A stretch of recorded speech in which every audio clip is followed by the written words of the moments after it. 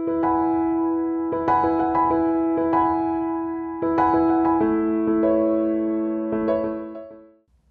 I'm Cindy. I'm the Admissions and Marketing Director for Golden San Andreas Care Center, Skilled Nursing and Rehab here in San Andreas. I wanted to come and answer any questions that might be about what our services are, things that we provide, our availability, our upcoming community events, and the status of our rebranding. So we have 99 beds that we can work with. Right now we're sitting roughly around 88, 89 for our occupancy. So we do have some beds available for short-term, long-term, case-by-case, respite, hospice. And we are today, for Good Friday, we have our staff Easter celebration, and then at 2 o'clock we have our resident craft Easter activities. So we have some vendors coming in and they're doing crafts station with all of our residents today. So we're excited about that. And then in May, on the 5th, the 9th, we're having our EMS appreciation event. So we're doing like a little drive-through celebration thing, like appreciation for all of our EMS for the county. And then we're doing our skills fair. So we're looking for people to come in to volunteer to do tables, educational topics for the staff. And that's going to be 2 days so that we can capture all of our shifts. And then we're going to do the 28th and 29th of May. It's May, right? The end of May? Yeah. It's right after the holiday. So we tried to do it after the holiday break. So if anyone's interested, or if you know anyone that wants to come in to do educational tables, we just have to have a topic and like a little sign-off skill sheet, something that we can review with them. We're guesstimating anywhere from probably 12 to 20 different skills tables on top of what our staff is going to do. So what is the skills? What are you looking for? Well, the ones that we have right now, we have people coming in and they're doing like hospice education, or they're doing room readiness, hospitality, food safety, injections, blood pressure. It's just something that you can review and like teach them, or give them little tidbits of information in like a 15-minute little window on your table. We're looking for people we're looking for a dietitian, outside dietitian, to come in to do like diabetes education, or we had the one at the Mac Clinic, but her last day was last Tuesday. So I'm looking for another one to come in. But do you have any questions that I can answer? So this is for your staff, right? It's for the staff, but if we have enough people that want to come in to learn, then we were thinking about, because we have that big roundabout out front, doing, when the weather's nice and we have that breezeway, we can do something like tables set up outside, that way community can come in. That would be fantastic. Yeah, and then we have that big parking lot between our building and the medical offices right there. So if we need to, we can block off one whole row of cars and then use, or not cars, but parking spots, and use that whole space right there. It's just, you don't want to do it when it's too hot because there's no shade. Right. I wonder if we could incorporate that into something that we do as Calaveras Senior Provider Network. Yeah. We could partner with you guys.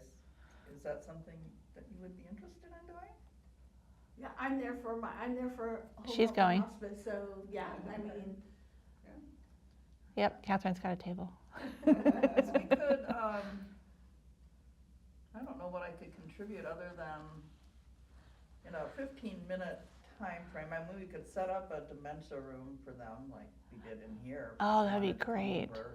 I mean, Yeah. it's close enough, I guess we could do it, Yeah, you know, so let's just walk across. think Yeah, about that. yeah. We can Yeah. maybe set up a meeting and kind of go over. So is it all skills tables, or is there like informational tables going to be? Kind of a mix of both. Yeah. Yeah. Like, I could see you being there. Oh yeah, I would love to I have you could there. see I just don't have as any well. necessary skills to show, but I, But you have talk to them information to about- yes, I share have information to regarding your share. program. Yeah, and a Well, lot of the I staff think- don't know. Yeah. I'm sorry for interrupting, No, no. but I think that you could talk to people about how to communicate with seniors and how to effectively form a relationship with them. That's a huge part of what you do. Yeah.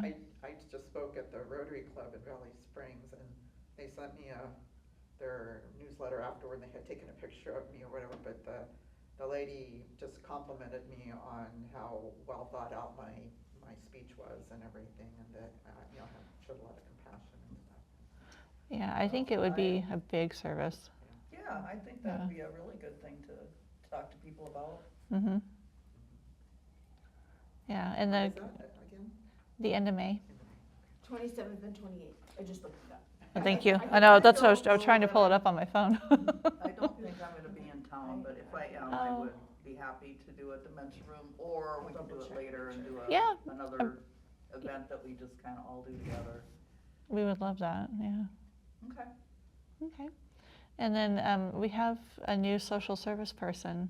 So I think it would be good too, as far as like the discharge planning for families that may not be eligible for home health, or they may be out of the area, the service area. They don't even know, or they might not be aware of Right. what your company offers, so. Yeah, I hear that all the time. We didn't even know Yeah. this program existed. Because I hear it about us all the time when I go to UC Davis, and there's so many different case managers at those hospitals. They didn't even know we were up here. Yeah, That is amazing. Yeah, and Yeah. and we go there, myself and William, he's my counterpart for the Sonora building, we go there often. So it's just, you just constantly have to be going, Because there's a lot. In Stockton, we have Yeah, 17 or 18 skilled nursing facilities. Oh my Yeah. gosh. So you just grab whoever, you have a list and you just start calling. Mhm. yep, And whoever says yes, boom. yep, check, get them off your list. Because you have to get people out of the hospital, Yeah, Yeah. so. yep, And we had people that would come and get them, which made a big, big difference. yeah. Oh, yeah. And do you do Yeah. that? So will you pick people up from like Mark Twain or Sutter Amador or Yeah, something we- like that if you need to? We do it for Mark Twain. Sometimes depending on their acuity level, they'll wheel them. Yeah. It's super close, but we'll go pick up from Sonora, we'll pick up from Sutter Amador. Sometimes they have to come by Gurney, so they'll send them. Or our transport drivers at an area at a doctor's appointment, so they don't want to wait, they don't want the bed, Right. so they'll send the patient. But we try to be the easy button, so if we can go pick them up, we're going to send our transport to pick them up. Who pays for the ambulance ride then if you're not able to come pick them up and the hospital says, I need this bed, so now we're just gonna send you via ambulance even though you don't necessarily need an ambulance? It's Yeah. called non-medical transport, Mhm. and there's a different rate for that. Yeah. than there is a regular emergency ambulance, Okay. Mhm. yeah. And do insurance companies generally pay more of that Um, ambulance ride? Cause I tell you, you can end up with a big bill on Yeah, that thing. it depends. Um, If it's medically Okay. necessary, Yeah. they will. Yeah. If it's convenient, Yeah, no. Okay. like, and that's Yeah. interpreted by whoever, Medicare or whoever's looking at the bill goes, what? No, we're not paying that, or yeah, that's somebody that would Mhm. be able to transport, Yeah, like a safely private on their vehicle. own. Yeah, That's why it was nice to have, people in skilled nursing that would just come and get them. Right. yeah, you don't have to deal with the red tape of the insurance. Goodbye. Well, and the Yeah. family's not suddenly stuck with this big huge bill either, that they Yeah. could be paying you with that money instead of the Yeah. ambulance company. Well, and sometimes family members, even if they're physically able to get in the vehicle and then we can assist them getting out, they may be on oxygen, so the family's a little bit leery about putting the tank, Yep. in their car, which is understandable. They've never done it before. So if we can provide transportation, that's ultimately the best thing, because you can coordinate when you pick them up, make sure your room is ready. The family can just meet you there and they don't have that stress. It's stressful enough them having to go to skilled nursing without adding one more thing to it. Yeah. Well, since we started talking about money, how do we pay for skilled nursing? There's a lot of different ways. So it's Medicare, managed Medicare, Medi-Cal, managed Medi-Cal, private pay. There are some facilities that are VA contracted, so the VA would pay for it. We unfortunately aren't. I wish we were. Is that something that you can pursue? Down the road, but we've talked about it a few times, even with the new the rebranding. That's a ways out. It's not going to be a feasible option for us for a while, unfortunately. That's too bad, because we've got veterans in the area that would be sure nice to be able to have them close to home instead of sending them Yeah. wherever they might have to go. Yeah, they have to further go away. Palo Alto? Is that where they're sitting? down the hill. Yeah. Where? Palo Alto? Oh, okay. Mhm. Oh, 'Cause that's really far away. Our only facility that's VA contracted is down in the valley. And then you have to worry about if they have beds. Yeah. Right. Yeah, but we need more VA contracted facilities for sure. Absolutely. So Medicare only pays for a certain amount of time, is that correct? Hmm. So depending on if they're straight Medi-Cal, typically they have that 100 days to be able to use, as long as they have not been in another skilled nursing facility in 60 days, or if they've been in a home setting out of the hospital, then they should have their, I call it a bank, their 100 days. Medicare pays 100% for the first 20 days, and then on day 21, they start to accrue that daily Medicare copay. So if they have like a supplemental policy, like AARP or United Healthcare, HealthNet or something, then that would, depending on what plan they have, would either cover 100% of the Medicare copays or it would cover a percentage of it. So they might still have some out of pocket depending on what plan they have. So we'd usually have to ask for the card to verify. What about Medicare Policy. Advantage? You're kind of at the mercy of the health plan if you do a managed plan. Uh-huh. You give up your rights. You do? You're at their mercy pretty much. So I was told, Yeah. and I don't know if this is why I'm asking, is that depending, since it's an HMO, which is what it is, you have to go to where they assign you. You have to go to, yeah. And secondly, it doesn't fully pay. They cap it out, and then after that cap, you pay for all of it. Yep. Is that Oh, my gosh. yeah. Some policies, yeah. It's Medicare Advantage. Yeah. So you don't get to choose where you go and Yep. you end up paying for it. Got it. Yeah. Sometimes, Wow. yeah, sometimes It's there's, like Kaiser. yeah. Wow. Yeah. So if Just you live here and you have that, if you have an out-of-network benefit, some people don't have that on their policy, some do. So we'd have to call and ask, do they have an out-of-network benefit? If they do, then we can request a letter of agreement or a special authorization. If they don't, You're done. we can't help them. Yeah. And I Yeah. just dealt with this. So the thing I just found out too with that is that if they are in a Medicare Advantage program Hmm. and that particular assigned skilled nursing facility is full, you have to be put on a waiting list. Yeah. Oh, my gosh. My gosh. So the hospital doesn't want you, the skilled nursing can't take you, Correct. so what happens? You get put on a waiting list. But where do you go in the meantime? It's the question of the hour. The length of stay usually goes up at the hospital, and which blows my mind because the insurance would rather pay the hospital for you to stay there than to authorize you to go to Or they'll. an out-of-network they'll skilled nursing discharge you facility. From the hospital Yeah. where you really shouldn't be discharged. Exactly. Yeah, it's You a should be out questionable. roaming in the yeah. community. Anyway, I just had this happen, so it's fresh. There's a lot. Horror, it's Yeah. horror. Yeah. It's, When you Kaiser have, does it too. yeah, when you have traditional Kaiser's got Medicare, you powers. pretty much have you control the steering wheel. You can literally go wherever you want.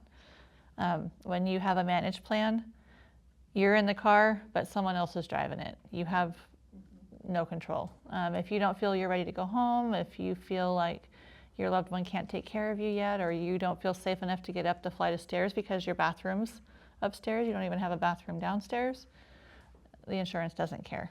They may give you, out of leniency, a few extra days to work on stairs, but no.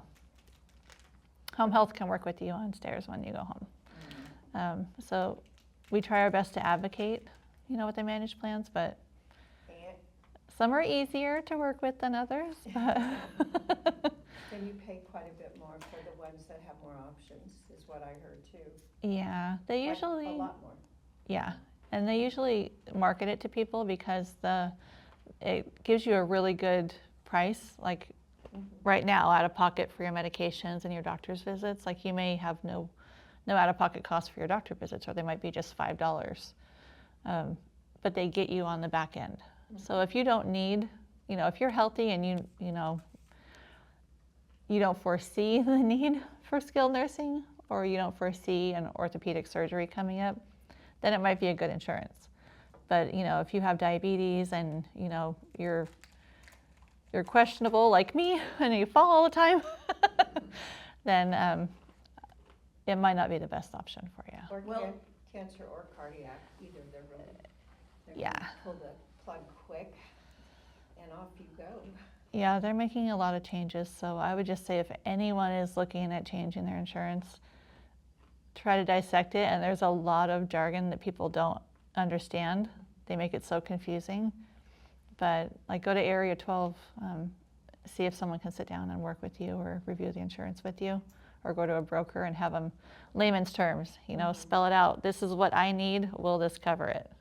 Or won't, make a list of what you think you might need, and they'll help you dissect it and pull it out. That, there's a consideration, I guess, though. Up here, I haven't heard really great things about the managed plans that are available here because they are so limiting. But I opted to get the best supplement I could, which is $185 a month, mind you now. Wow. And as long as I can afford to pay it, I'm gonna do it because it covers me when I'm out of state, if I'm traveling. Oh, and yeah. It gives me a lot more coverage. On the other hand, I could have gotten an Advantage plan for $30 a month. That's how they get you. Yeah. So, but if I had to, if my income changes and I have to, I would go to the Advantage plan before I didn't do anything. Oh, yeah. So it's a huge consideration as to your budget. Yeah. Yeah. I mean, it's not only the coverage, it's your budget. Right. Yeah. Well, the problem though is, once you get pulled into those systems, you're in them, and then you start getting these massive bills. Right. And then you pay, the hospitals will go after you, and I know when I was working, people used to say, well, I'm only gonna pay $10 a month. And our financial person said, no, you owe us this amount and you will pay this amount, or you'll be in court with us. And they take them to court, Wow. Wow. period. Game's over, you owe us money, they go through collections, blah, blah, blah, all this. And people think that they get to dictate to the hospital the amount they're gonna pay. I never saw that happen. We did have an indigent fund where people, if they qualified, could get some relief on their Yeah. bill, but it was depending on your income, your circumstances, and very few people really qualified, because you had to be very, very low income, like super low, like it was like $10,000 a year was your Oh my income. gosh. Yeah, that's- Wow. Yeah. At that time, this was a while back, I think they upped it, Yeah. but not really that much, because Wow. it's for that very, very low income, low That's sad. income. And then they always pushed for them to get Medi-Cal so they could get it Yeah. retro. So, anyway, it's a Oh, mess. yeah. Healthcare is a mess. And just so I am absolutely clear, when you talk about medical in a national sense, they call it Medicaid, but here in California, we call it Medi-Cal, correct? Yeah. Mhm. Thank you. Yeah. We're the only ones that call it. Medi-Cal. Thanks, I just like, Yeah. you know, every So- once in a while I go, this is what I think I know, but am I really accurate? Yeah. Yeah. That was one of the hardest things for me when I did the skilled nursing up in Oregon, was not saying Medi-Cal. Yeah. Yeah, I had that in Texas with dealing with my mom, working with my brother too, yeah. Medi-Cal, it's not Medi-Cal. Yeah. It's not Medi-Cal. It's not Medi-Cal. Right, hard. yeah. So, and then learning that even though Medicare is federal, Mhm. like the differences between the states The two. it's Yeah. Radical. mind-boggling, Yeah. the differences. So Yeah. you have residents or patients who come to you for rehab, and then you have Yeah. residents who come to you for long-term care. Yes. So what's the difference? So short term, they're there for wound care, IV antibiotics, like a new feeding tube, recovery from a surgery, so they get their physical, occupational, or speech therapy. The long term or custodial, those are patients that either don't have a safe home to go to, or the families can't take care of them any longer. They're too high acuity for them. Then they come and they stay with us. The difference is the short term is paid by Medicare or the Advantage plans or private pay. Very rarely, but private pay. The custodial is usually paid for by Medi-Cal, private pay, or sometimes hospice will come in and they'll ask us for a placement. So they'll do like emergent, like charity case if need be. Long-term care insurance, right? Yeah, some of our patients have like CalPERS or long-term policies, the mutual policies, and those help offset the cost a little bit. Sometimes they don't cover the whole cost, but they'll pay, like 70, 80% of it. So it kind Depending on the plan. of, yeah, so it eases that burden a little bit, but And they're super expensive, they are, They yeah. like Um, 500-600 a month. Oh Yeah. my gosh. Yeah, I know, by the time I found out about them, I was like way too old. Yeah. They're You expensive. get 'em in your 40s. So, Yeah. we had talked prior to this about Hmm. someone coming and they're in the custodial care. Yeah.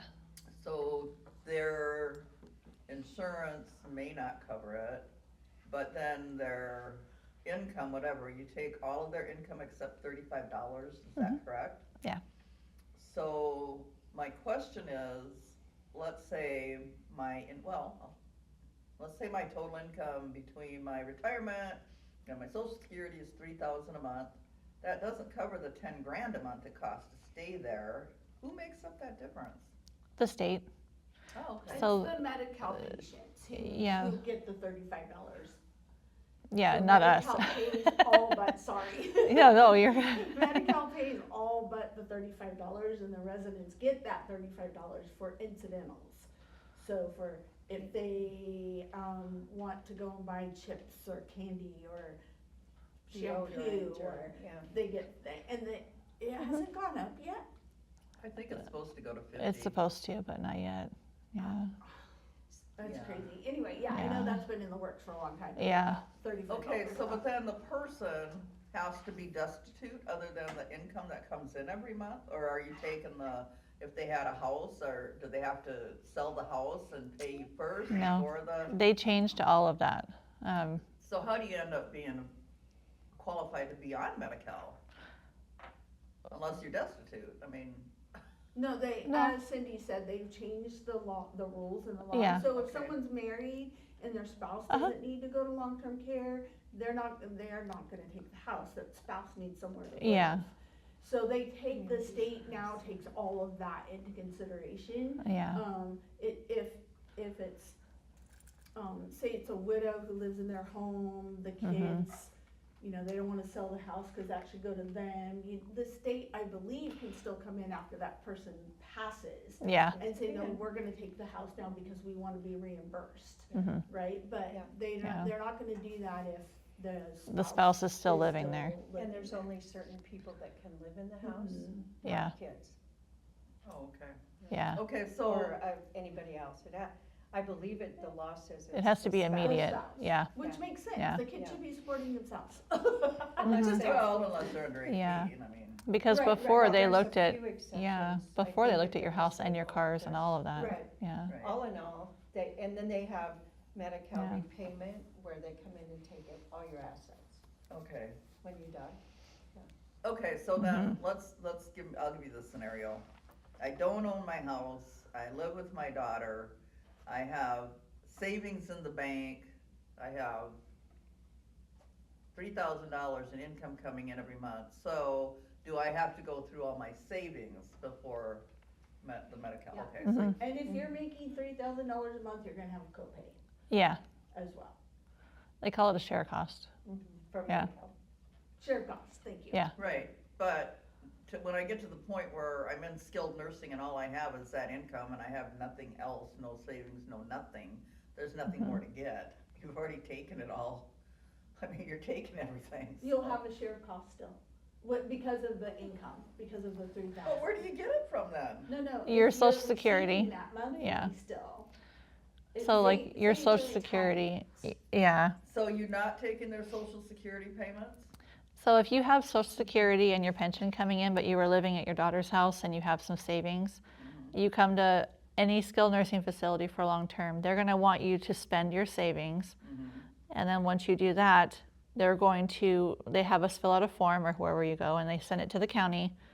And that form lets them know that you're admitted for custodial care. Right, They will issue you what they call a share cost, or it's essentially your room and board payment, or your rent.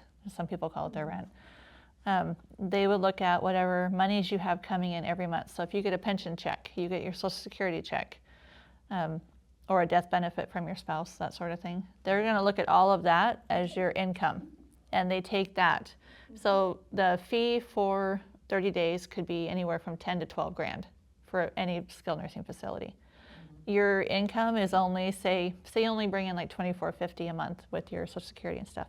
They're going to take that, and you will not be responsible for the difference between the 10 and 12 grand. You only pay what your income is, right, minus the $35. okay, Does that make sense? Yeah. I know Don't it's forget about confusing. that $35. Yeah. Yeah, and they will not let you forget they get their $35. And it should. Yeah, they look forward to it, It's interesting how yeah. they do it so different in other states. yeah, Very, Yeah. very shocking to me when I was dealing with it, that, yeah. whoa, you're really not gonna take everything? I'm like, wow, that was just mind-boggling to me. Yeah. Just mind-boggled me. I just thought everybody was like it is out here. So, and my Yeah. mom's in an RCFE, and Yeah. they have a waiver there. I know we have some here in California, but not very many. Yeah. So she's got the waiver. We had to apply for the Medi-Cal or the Mhm. Medicaid. Medicaid. Yeah. So she's Medi, but and we paid out of pocket. Us 3 older kids sent money every month so we could cover the cost until her Medicaid kicked in. But we were sending it to her account. We had to stop doing that because it was bumping her Showing up as income. an income. We're like, that's Oh, not why we're doing it. We're doing it to pay for her to live there until her Medicaid comes in. We Yeah. all had to write a letter. We cannot afford to do this anymore. And then we just sent the money to our brother. And that'll affect her eligibility, huh? Yeah, Yeah. it did. It totally affected. She was denied because she was above. Oh, because she was no. above her income limit was too high. Because we were sending money to just make her whole to pay for the room and board, facility, yeah. So it was holding her income. So they Yes. took her. Oh. So we all had to write a letter and say, we can't afford to do this anymore, it's stopping now. Oh, yeah, But we weren't gonna do that to the facility, they need to be paid. yeah. So we just sent the money to our brother who lives in Texas with her, and Oh, wow. he paid for her, until her Medi-Cal. And then they're really good, they're very diligent about spending her money down every month. They'll Yeah. take her shopping so that she doesn't get over the limit that she Mhm. can have, $2,000 or whatever she can To have. lose her Oh my president. gosh, so she can have $2,000 and here you get $35, that's sad. No, it could be the same, it's the same here as well. So that has to do with the Medicaid, Assets. You can Yeah. have any asset. What Mhm. assets you can have. Oh, okay. Yeah, That so like has in to your do with savings, It's yeah. a separate. Okay, Yeah. so it's different because it's assisted living, basically. No. I No, work it's- with it's my, It's the Medicaid. same. it's Medicaid. I Yeah. worked with the resident in my previous job, and we had to keep an eye on his funds as well, so that he didn't go over that 2,000 limit, and he was at Golden, well, Mhm. he was at Avalon at that time in Sonora, it was Avalon then. Mhm. We just had to watch his money. Yeah. It's all about money. And you can prepay your, like your supplemental policy, how you said it was, what, 180? 185. You could prepay that, like you could pay it like 2 months or 3 months ahead, and that's, you're not spending your money on something else, just trying to spend it down, but you're spending it on your care. Right. You know, it's going towards you. So Medicaid would not look at that and frown upon you trying to spend down that money because you're paying your policy. You're prepaying your policy. I Oh, can- that's a good idea. I can prepay mine for a year. Okay. I opted for that. Yeah. Just in case. There you go. Like, my mom cannot pay for me to fly out to see her. That Medicaid would. They be would like, frown upon that, yeah. "No, she's however old she is, she can buy her own plane ticket to come and see you, right? But she is Yeah. able to go and buy clothes, shoes, coloring books for herself, you Mhm. know, whatever, as long as they. Personal items. Yeah. And does it have to Yeah. be for herself, or can she buy a birthday present for somebody if she wants to, or? Depends Yeah. on who looks at it to some degree and what amount At that the they're amount. paying. Yeah. You know, Like- like she couldn't buy her $2,000 dress. But she did get me this little blanket and a Bucky, cause I love Buckies. I don't know if anybody's I familiar know with what Bucky Buc-ee's. is, yeah. But I love Buc-ee's, so every What time I is go to Buc-ee's? Texas, Buc-ee's is a big, it's Like like a the gas- Love's stores here, the truck stops here, it's a big Okay. gas station, but they have amazing things in there, and It's eclectic almost like array. a Walmart of a But gas better, station, but yeah. better. Yeah. And food, oh my gosh, the food. Well, she knows I love Buc-ee's, so she insisted that my brother take her to Buc-ee's so she could buy me the stuffed Buc-ee. Oh, and how a funny. blanket. It's just like a little throw blanket. It probably cost her $30 for the two of them, right? They're not gonna question that No. because of the amount. Okay. Just depends on Yeah. what you're buying. Yeah. Like, oh, I'll buy my granddaughter a $50,000 car. You know. You might get flagged for that. Yeah. So what does your staff consist of? What does that look like? Like, especially like the clinical side. Yeah, we have RNs, LVNs, CNAs, RNAs, restorative nursing assistants. So we're staffed for the RNs to do wound care, IVs, that sort of thing. The LVNs help with doing the med pass, patient care and assessments. The CNAs are pretty much the first eyes and ears for care on the floor. They are the ones that are going to be in there more frequently checking on all of our patients, short-term or long-term. The RNAs, those, they're great. They work with mostly our long-term custodial patients that might need therapy. They're not skilled, they're under their Medicaid. So if they're falling behind on their range of motion or therapy says, you know, we might want to eval them because they've had a UTI or something and they're not getting to activities like they used to do. So we might need to kind of get them out of bed, get them moving a little bit. They'll go in and they'll walk them down the hall. They'll work with them under the supervision of therapy, under their Part B for their Medicare, even though they're on Medi-Cal. Right now, I think we have two RNAs in the building. And then we have Crescent Wound Care. They just came on board. So we have a rounding wound nurse. Our wound nurse is trained to follow with them too. And then we have a surgeon with Crescent Wound Care that comes and sees all of our patients with wounds, which is great. And then we're still in the contract phase with Foresight Mental Health out of Sacramento. They're working out the logistics with corporate on the contracts and stuff, but so that we can have someone come in and assess patients that might have a psych diagnosis or, What diagnosis?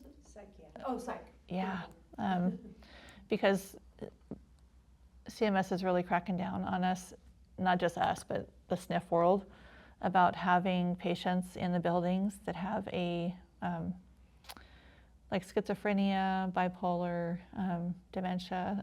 There's 5 diagnoses they were looking at that are on psychotropics.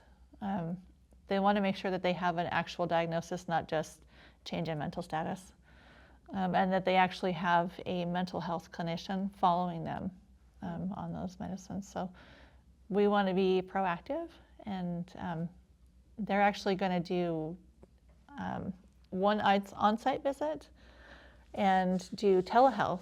So if we have anyone that needs visits, they're willing to do telehealth for the patients and for our staff, which is great. Oh, wow. That is I'm good. super excited, and they have a 24-hour turnaround. Wow.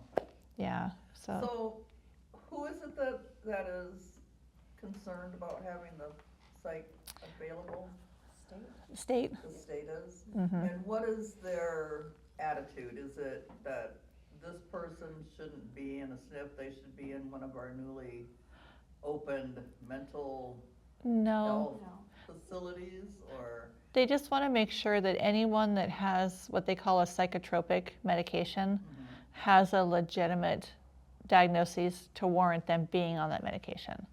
Are they worried about, people being medicated? They call it restraint, yeah, they call it restraint of, chemical restraints, are they worried about Yeah. chemical restraints?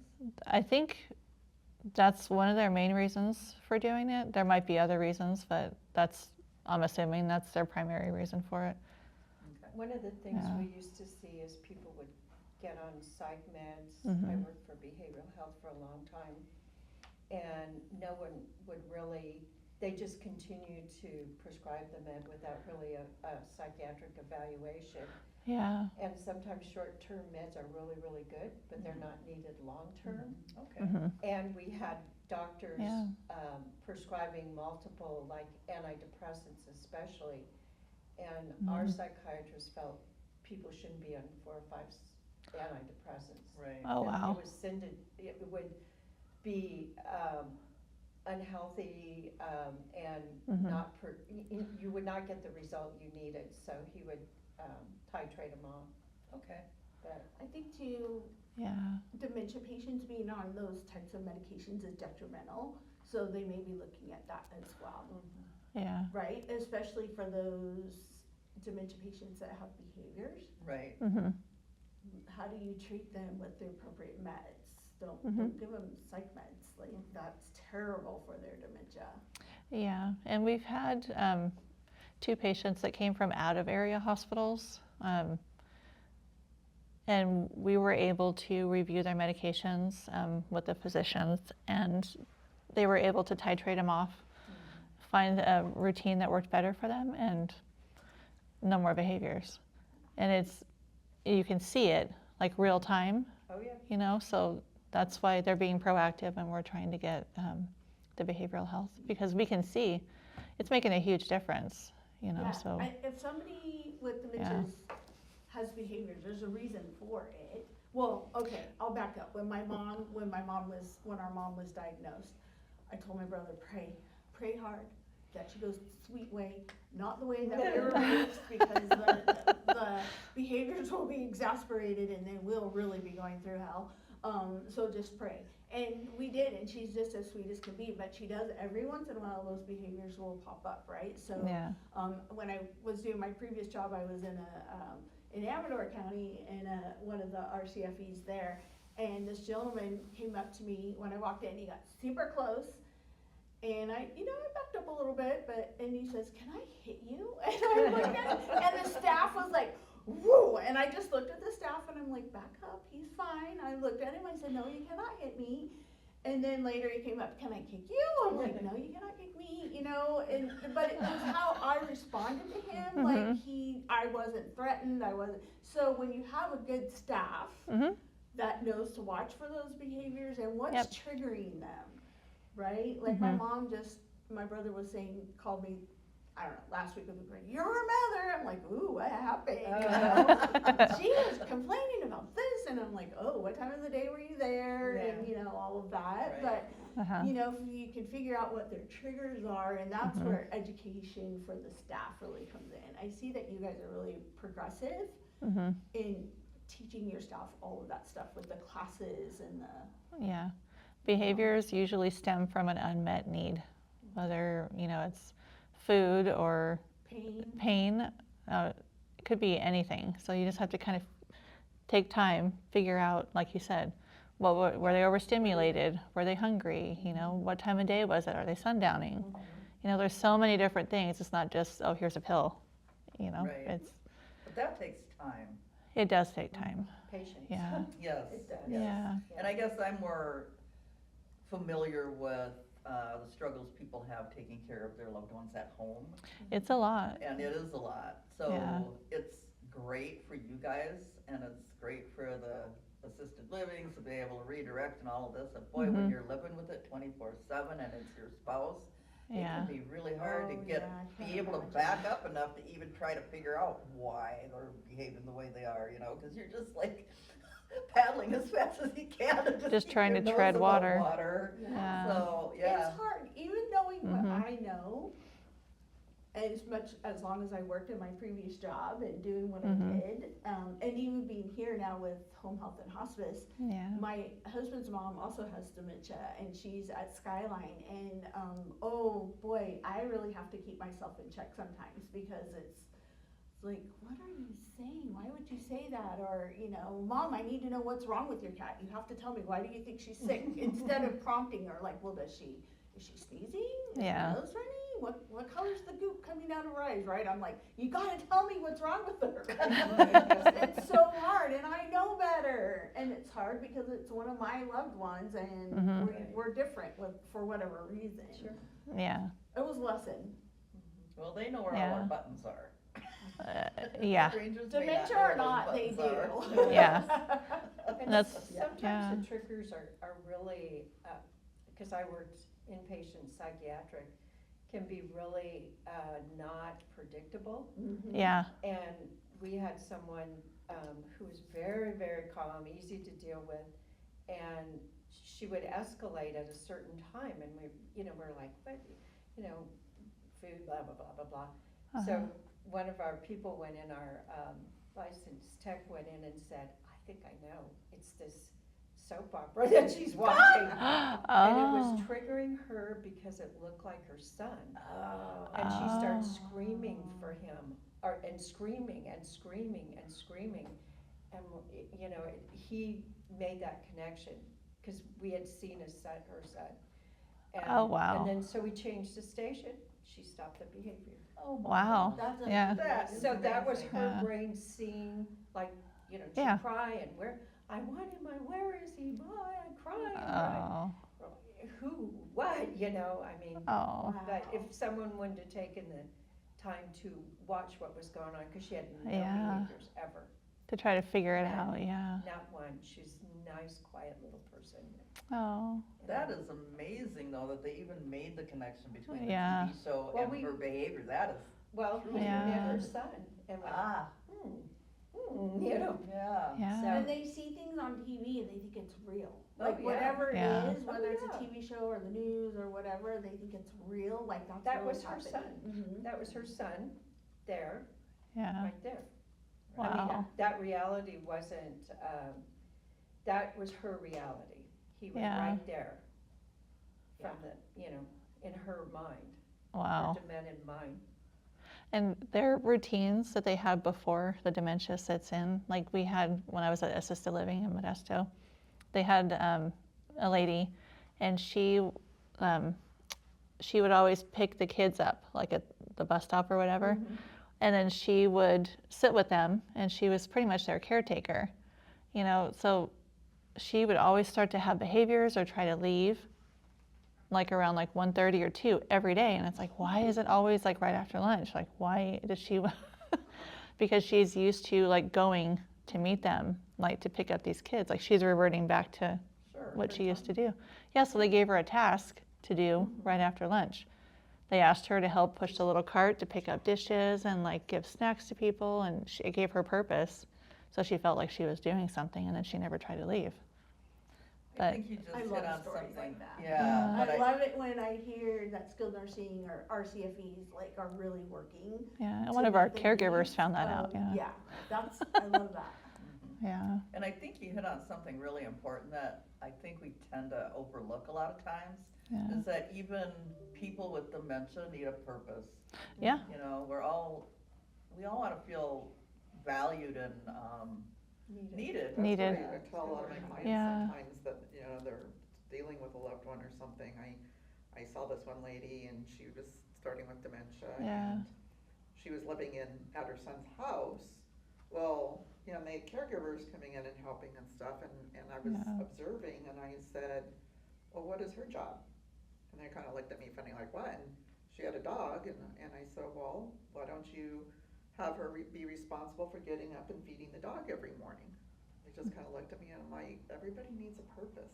I yeah, have clients that tell me all the time, if it wasn't for their animals, they wouldn't even get out of bed in the mornings. Yeah. oh, yeah, And Yeah. that's where I started learning that, you know, there's a man that, one of our volunteers used to see, and he was bipolar, and he was, when he was home alone, he was, you know, having episodes all the time. mm-hmm, He went into, Foothill Village, and he would set up the tables for them for their whatever activities and everything. He had yeah. a purpose, he had people to socialize with, started becoming a lot better, yeah. you know, it's because he had a purpose then.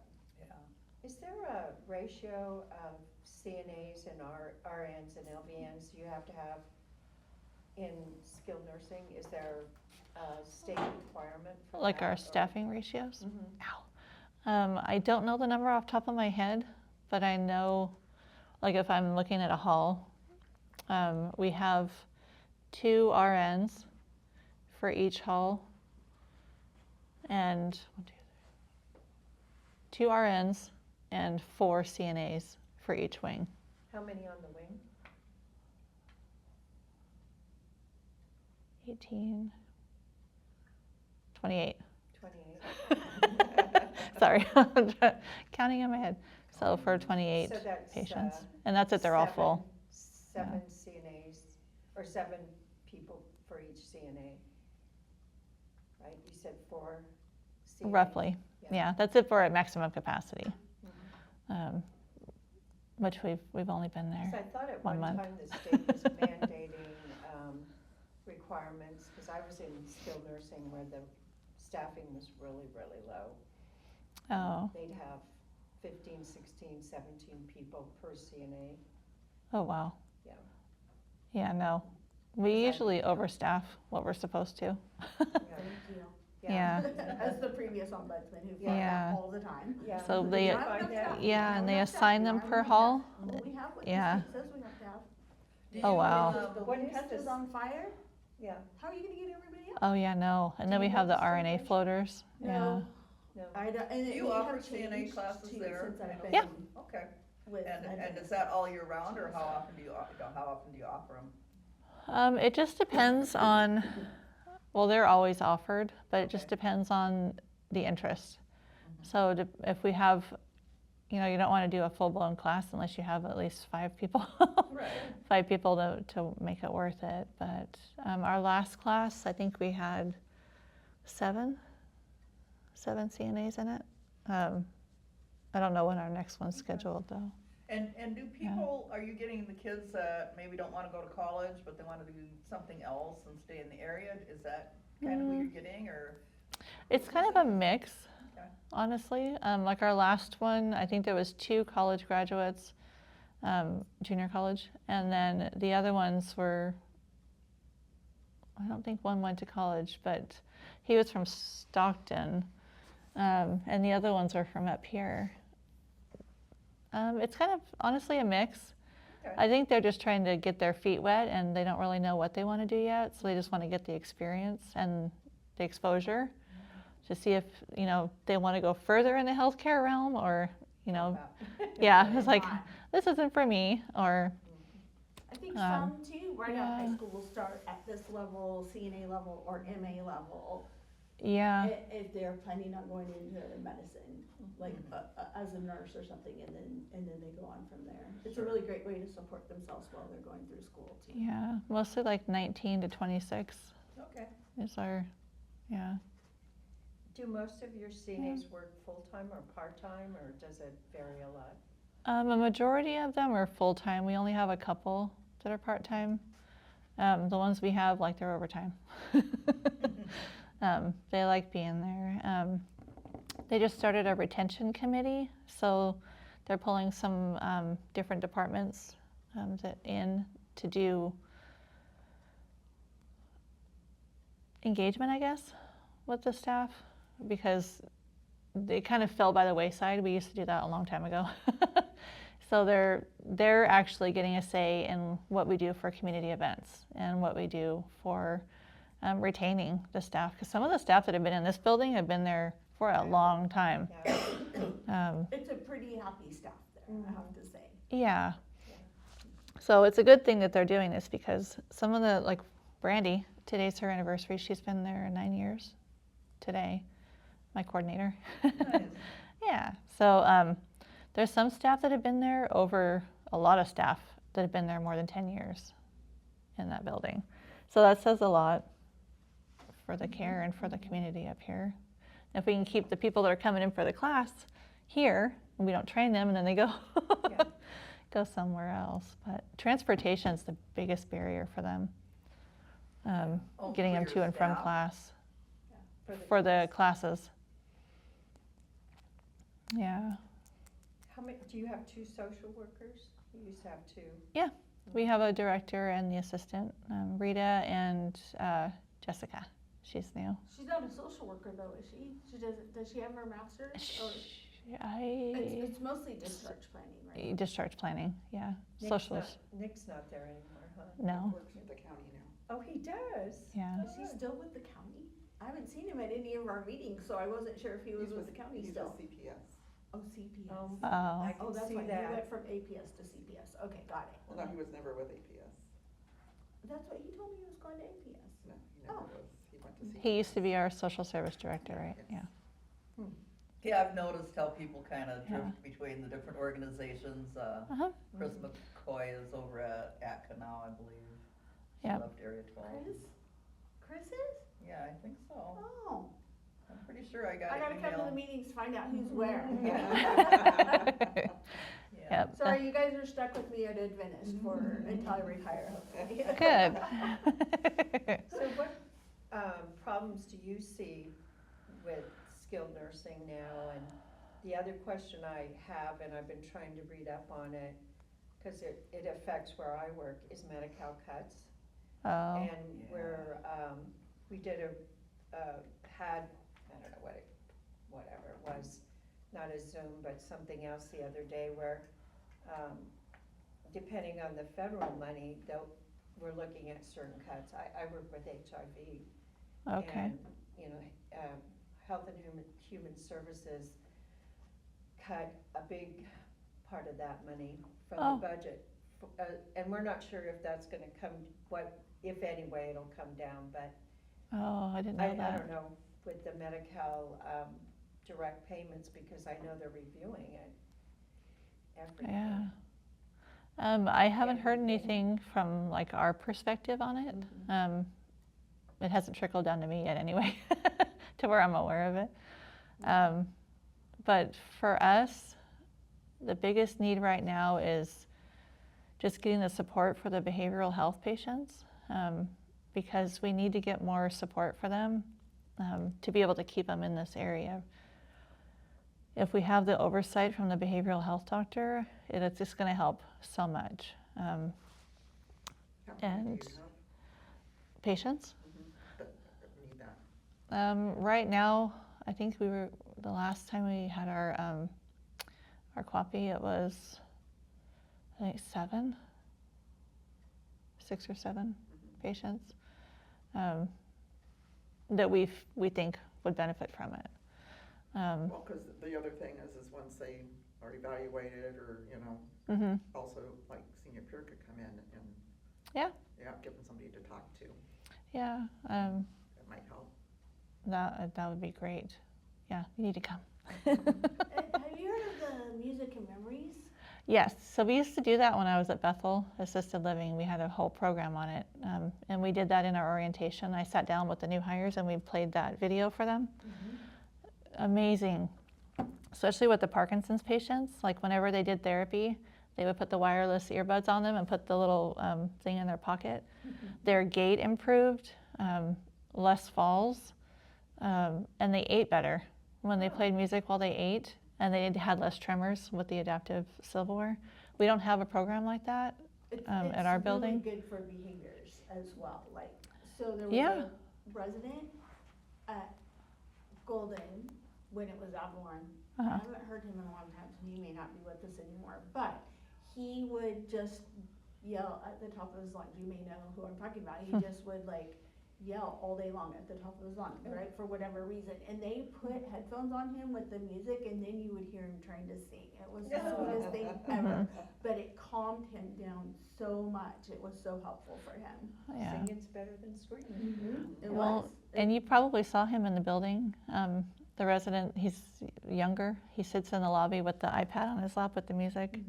Oh, at your building? Yeah. Oh, okay. Since he started doing that, we've had some other residents that sit right there in the lobby because they like to see what's going on. But it's so much quieter. Like he plays that music and it's quiet. Like occasionally you'll get someone that's yelling out for something, you know, but I can see it when I'm in the building. It's like, okay, it's like, man, he's playing that kind of loud. But then I was like, but it's kind of quiet. Yeah, he takes it outside with him too, and then Yeah. there's people who will go out and sit with them outside. Yeah, he wheels himself out in the front like lobby right there, and then he has a little group of people that go out. But he's kind of bringing that calming thing with the music, and like you said, yeah. It's a really great program. And you can do it however you wanted to do it. It doesn't have to be Yeah. specific to music and memories or any of the other ones. Yeah. Like however you could implement it is how you could implement it. Yeah. Or get the families maybe involved and have them do it. And now it's so easy. Uh-huh. And we used to do we used to have them pick a destination or like their favorite place, and we would find it on YouTube, where they do like an aerial like tour of like Scotland or wherever they pick, Cool. and then they have the music in the background, so they have the visual stuff, the calming, and then the music, and That's it's awesome. yeah, I love it. And you can get really specific with the music and memory program too. Yeah. I tried to get it going at Assist Care, but mostly Oh. failed because I didn't have the time and dedication, I guess, to get it really going well. But when I learned about it, it's like you can even make different lists, you know, if they're having a hard time getting up in the morning, you have one music list Yep. that you listen to. You got their little If playlist. it's calming at night, you have Yeah. another list. And they did talk about if you can find the music that they actually listen to, the same arrangement, the same singer, that will have more effect than if you have that same song but a different arrangement or a different singer. Yeah. So my advice to everybody in this room, start your music list right now. Right. You need 'em, you'll have 'em. Yeah. Yeah. And your family won't be trying to figure out what, Yeah. you know, the best is Exactly. for you. I Or mean, a Just gotta staff, look at our phones. Yeah. Right. not mine, but. or a staff going, a Rolling Stone, I wonder what that is, you know? Yeah. Oh, that's funny. What kind of music was that? Like my granddaughter said, really? You listen to that music? That weird music, really weird. Yeah. Do you ever have a full house where you can't admit? Have you had that happen Last month. last month? Yeah, last month was a good Amazing. month. Yeah. We were always one shy of being completely full. Yeah. And then we had a lot of discharges and people. So it's a good thing about getting in your short term. It's like you want to keep your census up, but you're happy that you get to see them go home. You know, so it's kind of, yeah, my census is struggling, right? Not struggling, but I've got about 14 beds to fill. But it makes me happy knowing that all those patients went home, so. Right. So is there Yeah. more long-term care than rehab beds? Oh, yeah. Yeah. Yeah. But it's not like that in every building. No, for us, it's like they really have nowhere else to go, Yeah. you know, for the custodial. So that's why this building has a higher custodial. So, Some, Yeah. some focus on the opposite. So, Yeah. I just was working with someone, and I'm pretty sure I know the answer to the question, but, he is, and we deal with a lot of homeless people, Yeah. and he is going to become homeless. Oh, no. Lots of them in this county, we Yeah. never will have a homeless shelter, I'm afraid, I shouldn't say that, but anyway, he does have some disability, but I don't think he'd meet the bar for Medi-Cal. And he doesn't have enough income to, be housed in our, community now, cause rent's running around $1,500 a month Oh, wow. for a studio. Oh my So- gosh. Yeah. Oh, yeah. Oh, yeah, up to 2,200 a month, actually. So, It's crazy, yeah. is there any, like, if we ran out of options, you probably still have to qualify for Medi-Cal, Yeah. so he'll be out on Well, the it's street. not just the Medi-Cal piece, it's the medical piece as well. They Yeah. have to clinically qualify. And That's he- sorry, I that's, think that's, he'd be that's right what on you the meant. edge. I mean, he has multiple health problems, but they could all, from my perspective, be dealt with on an outpatient basis. Yeah, so he doesn't, they're really cracking down on Oh, I that. know, that's why Yeah. I've been asking, cause I think he'll just be in the street, Oh. so. Isn't there a gentleman, he was at the Tuolumne meeting in Sonora, and I can't remember his name. I don't remember his name either, he works, I can email Gabby, but he was looking for people. He had 2 houses. And he was, called Tuolumne County. and see yeah, the what they have transition available. housing. I don't think he'll leave this county. Oh, He's, he's elderly and he's been here for 1,000,000 years and, I mean. He would know the difference that he crossed the county line. I'm just saying. I'm a firm believer in positive manipulation.